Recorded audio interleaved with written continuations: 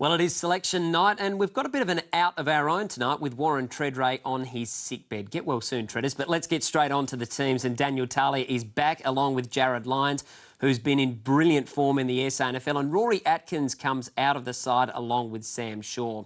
Let's move on to the Swans, though, and a massive 4 inclusions there, none bigger than Lance Franklin, but the one that Crows fans would be most fascinated to see is Kurt Tippett. Now, if he plays, it will be the first time he's come up against his former club after that dramatic walkout 3 years ago. Now, Adam Goods is obviously on the outs there, and as we saw earlier, it's been a big week for him and, by extension, his club. But after coming off consecutive heavy defeats, the Swans simply can't afford to think about anything except playing good footy. Oh, we're confident we'll get our minds on the game. It's as the players have already spoken, we've got a job to do this week and we expect to go out and do it. Adelaide is out for a 3rd straight win. They've been there and thereabouts all season, but realise knocking off a top 4 side away from home will give their finals charge genuine credibility. Oh, no, it would be outstanding for the group with their confidence going forward. You know, we've got a tough run home, no doubt about that. We understand that. The Crows haven't just won their past 2 games, they've won well, booting a combined 37 goals. Much like his predecessor, Camporelli feels a responsibility to play entertaining football.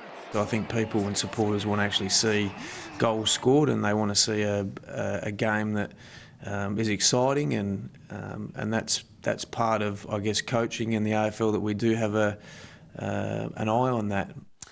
And one thing fans can keep an eye on is the Crows and Patrick Dangerfield. He's never far from the centre of attention, and one passionate supporter has paid to have this billboard erected on the way down to the club, pleading with the superstar to recommit at West Lakes. Let's hope he does. Just a squad for Port as we look at that game, and things are looking good at the moment at Alberton with Tom Jonas getting a recall in defence. Jasper Pittard is also back after missing a fortnight with an ankle problem and will have to prove his fitness on Saturday, while Sam Gray is also back in the squad. Now, the Power can still make the finals with 6 straight wins, but the coach, Ken Hinkley, not surprisingly, is keeping a very narrow focus. All I worry about is Sunday. And I'm going to make sure we turn up and give ourselves the best chance to win the game on Sunday. And what will be, will be. As I said, I've said it 3 years ago, you get what you deserve. If that's what we deserve, we stand up and we face that.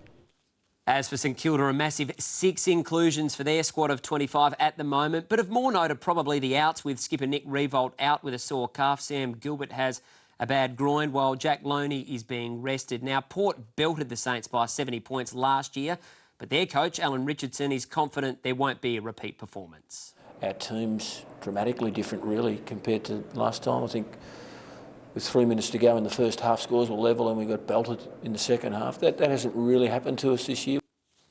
Well, as I mentioned, Treaders can't be here tonight, but he was good enough to send in his tips. Thanks for that, Treaders. He's gone with the Hawks in the Friday night game, which is arguably the match of the round. He's gone for Sydney over the Crows, and he's pretty much gone for all the favourites there. Port Adelaide have been picked.